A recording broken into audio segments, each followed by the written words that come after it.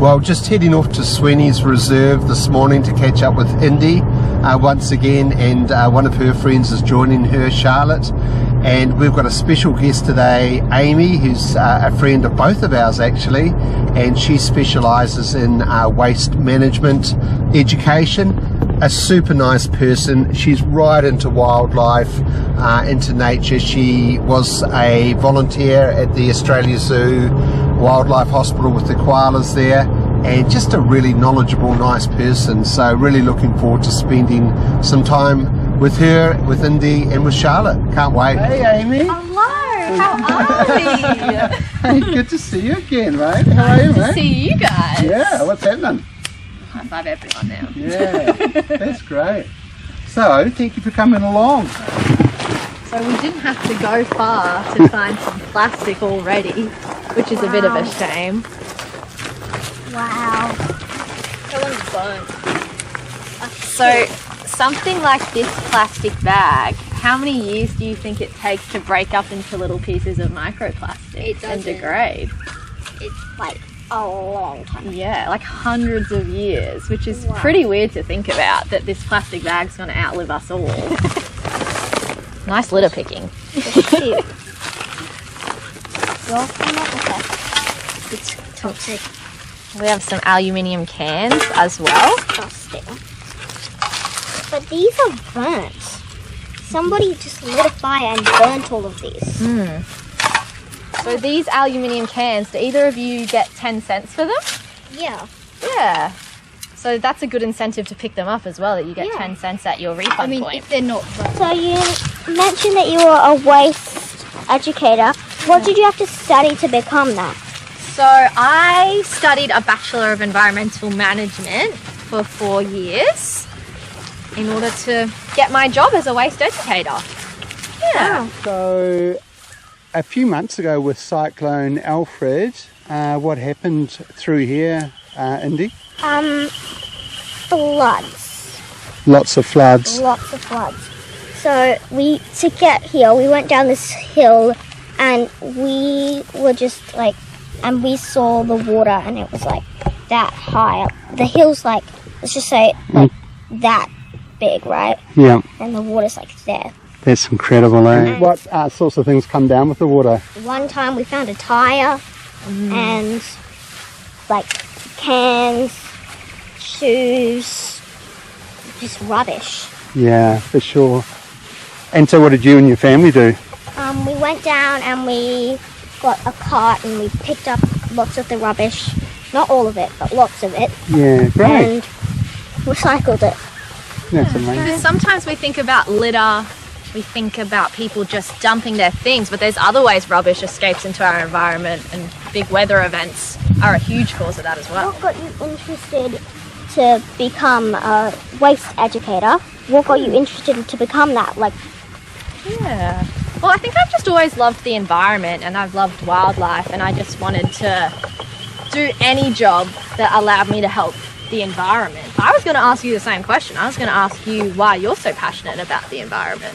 well, I'm passionate about the environment because it's just so beautiful. So obviously, you know, rubbish, Amy, has a huge impact on wildlife as well. And, you know, we were looking at some pictures the other day, weren't we, with how much they're ingesting? Yeah. So, Trying to just shuffle down. Yeah, we think of plastic impacts in terms of animals getting entangled or ingesting full pieces of plastics, like turtles ingesting plastic bags. But we also have those little microplastics that animals ingest as well, and it can make them feel full and prevent them feeding. Yeah, right. Yeah. And ultimately, not a good ending, I guess. No, no. Yeah, it can lead to starvation in some cases. And then slip. What have you got there, Charlotte?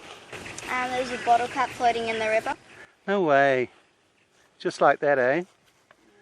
And so, Amy, would that break down? I mean, it seems like pretty hard plastic to me. What it's going to do is break up into little pieces of microplastics. It won't break down like an organic material like paper or our foods. A plastic cup, how many years do you think it takes to break up into little pieces of microplastics? 500.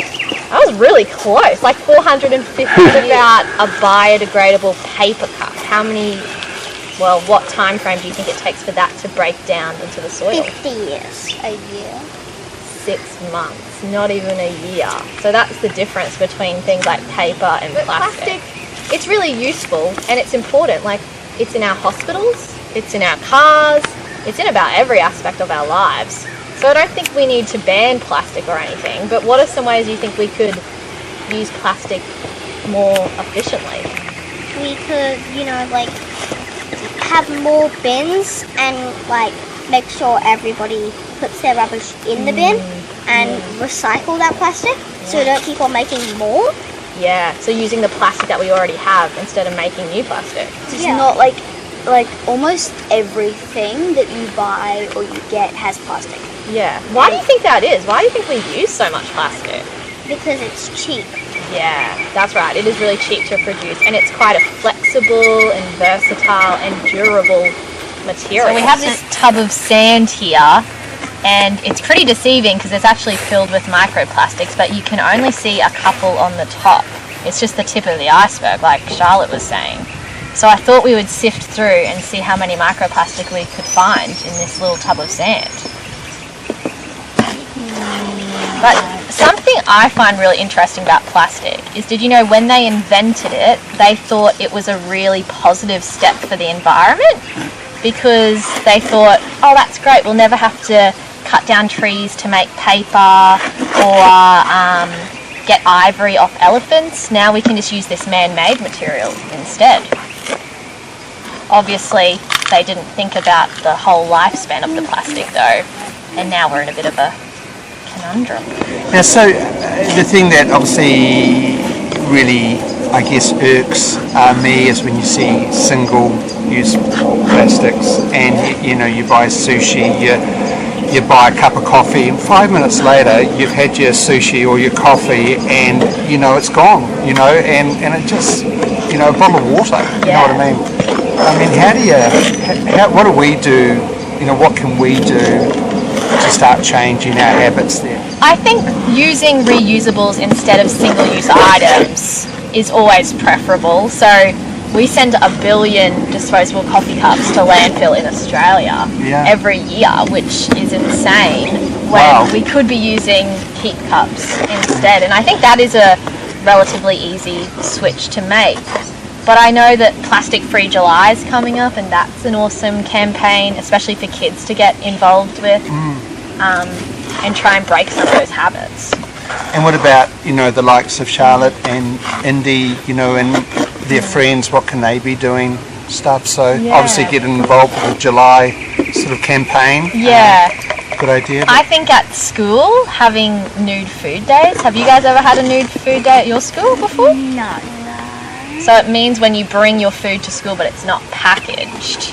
So I think trying to eat healthier snacks that come in natural packaging, or just being mindful of what's in your lunchbox and the plastic in there, is really important and a good place for kids to start.